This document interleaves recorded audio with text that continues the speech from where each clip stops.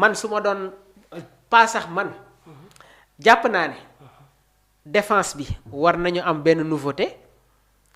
milieu de terrain bi war nañu am benn nouveauté ci attaque bi suñu enregistré waat le retour de Assane Diao ak Bamba Dieng amaana dina am ñaari attaquant yoo xamante ne demoon nañu ci CAN bi duñ leen gis ci coupe du monde mais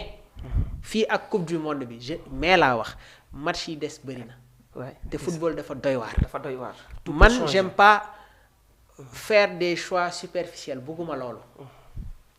parce que tànn joueur sélectionner joueur dafa metti jël joueur teg ko ci banc bi sax c'est quelque chose bi nga xamante ne il faut être un vrai professionnel pour accepter ko. mais loolu nañ ko laaj ancien coach Amara Traoré. Une parenthèse ils sont déjà 454 personnes à nous suivre. na live bi gën a jóg et ñi nga xamante ne bëgg nañu intégrer le groupe Sport Live 221 mun ngeen woote sur le 77 259 46 95 ñu ajouter leen ci biir groupe bi. Déjà on se projette sur la coupe du monde mais man jàpp naa ne un joueur comme Bamba Dieng Assane Diao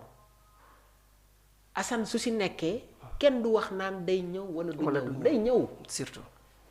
Ilay Camara retouram maa ngi koy xaarani et match contre Pérou ak Gambie war nañu xam exactement la valeur de Ilay surtout Ilay Camara un joueur comme Nobel Mendy il faut aller le chercher surtout gaa yaa ngi wax Malang man nag sama choix la ku nekk mun nga def ce choix am na ku ne Malang am na ku ne Nobel Mendy j'avais posé la question au doyen Conté mu ne ma Pape Thiaw peut même convoquer les deux joueurs en même temps mais man loolu yaakaaruma yow nga ne keroog yaakaaroo Pape Thiaw woo les deux en même temps déedéet te doyen nee na mën na am mu woo les deux il peut même convoquer donc boobu entre guillemets dina nekk benn dossier avant sax match boobu ñu waxtaanee mais man moom vu les performances de Nobel bien vrai que aussi Malang gagné na de la maturité il fait du bien mais Nobel nañ dem seetaan match yi nga xamante ne joué na ko contre le Real Atlético de Madrid il a été buteur sa polyvalence maanaam athlète quasiment 1m87 gaucher cette rapidité et équipe yi nga xamante ne moom la ñuy footballal ci coupe du monde bi dañu am ay attaquants explosifs dañu am ay attaquants yu explosifs maanaam ñoo xamante ne pour nga téye leen c'est un problème te coupe du monde da ngay préparer toutes les éventualités il peut y avoir des blessures il peut y avoir des forfaits donc genre situation yi ni ngay profito indi joueur te tamit beneen mbir am na mooy xam naa ne Pathé Ciss mi ngi waxtaan ak Nobel mi ngi koy wax déjà li xew ci tanière bi est-ce que yaa ngi comprendre milieu de terrain bi xam naa fa ngay jëm muy le jeune Pape Demba Diop de Toulouse voilà léegi nga brosse ko un tout petit peu après ñu daaneele ko ci ki nga xamante ne mooy Chérif autant pour moi mais Chérif bàyyil ma boole ko ci attaquant yi ok dañuy nekkat dans la répétition wax bi du doy on a besoin ci coupe du monde bi li ma la mën a wax rek mooy dañu soxla un renard de surface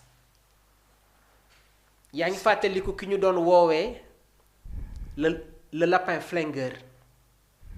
c'était Henri Camara ndeysaan après Henri Camara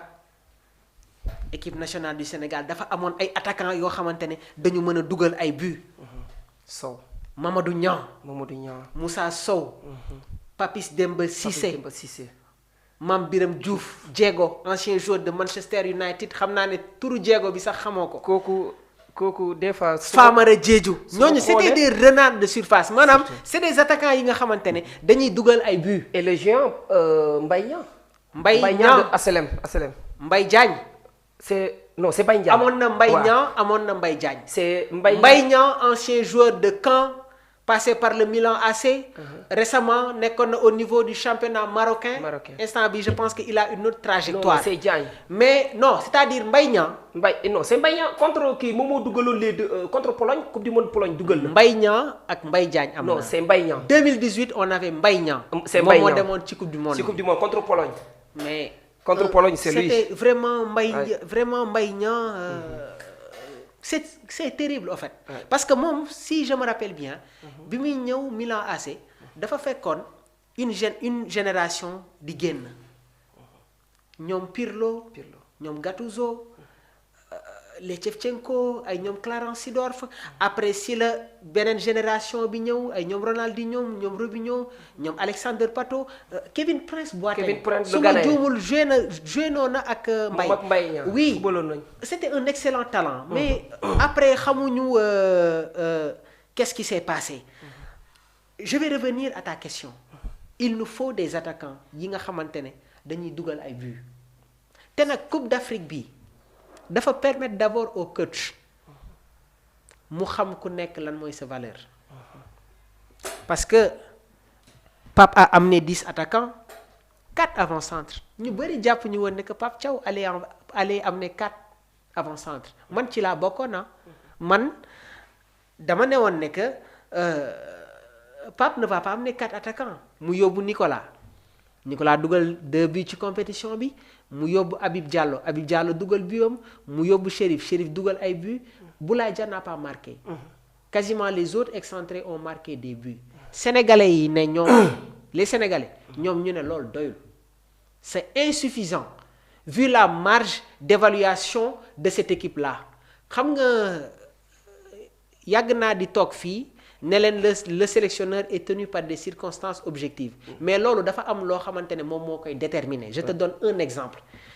Pape Thiaw face au Botswana il avait amené ses 4 attaquants Iliman Ismaïla Sadio Mané ak Nicolas. Cette équipe marque 3 buts ñu am un clean sheet mais sooy jouer contre la RDC changement boo def rek certains vont dire que mais on ne change pas une équipe qui gagne kii lu mu bëgg a def nii. tey ñun ñëpp xamoon nañ ne que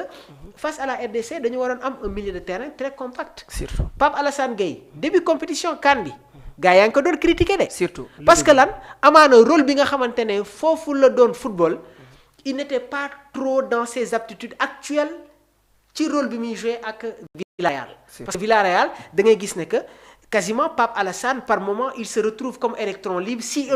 ils n'ont pas Dani Parejo. Parce que il joue avec un schéma 4-4-2 ou un schéma 4-2-4 moom la ñuy boole ak Santi Komesania. Par moment da ngay gis ne que dafay am des fissures au niveau de leur entrejeu maanaam c'est des variations yi nga xamante ne dañ koy noter au cours d'un match. Dans l'équilibre de l'équipe, dans le développement de notre jeu, dans la structuration, Nicolas Jackson est un élément très important. Mais loolu doyul dama koy waxaat c'est insuffisant ci coupe du monde bi nga xamante ne moom la ñuy dem parce que dinañu football ay match yoo xamante ne il y aura peu d'occasions. Doyen Conté fii la toog dama koy jël toujours en exemple mu ne Nicolas Jackson il faut que ñu xamal ko ne que défenseurs yi nekk ci kanamam. Ils sont là pour l'empêcher de faire ce qu'il veut faire maanaam li nga xamante ne moom la bëgg a def défenseurs yi nekk à côté dañu ko mais ils sont dans le rôle d'empêcher l'attaquant d'évoluer. Chance bi nga xamante ne équipe bi am na ko muy la variation de nos joueurs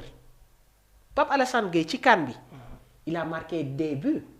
Un Lamine Camara il est capable de te marquer des buts. Pape Matar Sarr est capable de te marquer des buts. Sadio Mané débloque des situations. Iliman Ndiaye, Ismaïla Sarr débloque des situations. Iliman Ndiaye aussi doit se perfectionner. Surtout dans la finition maanaam nay gën a dem ci kanam. Un club comme Manchester du loolu rek moom lañ lay doyee. Le réalisme. Surtout. Football moom moo toll foofu.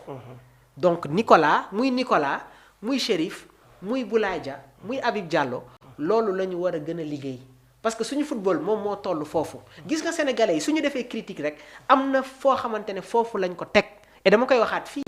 ñi ngi nuyu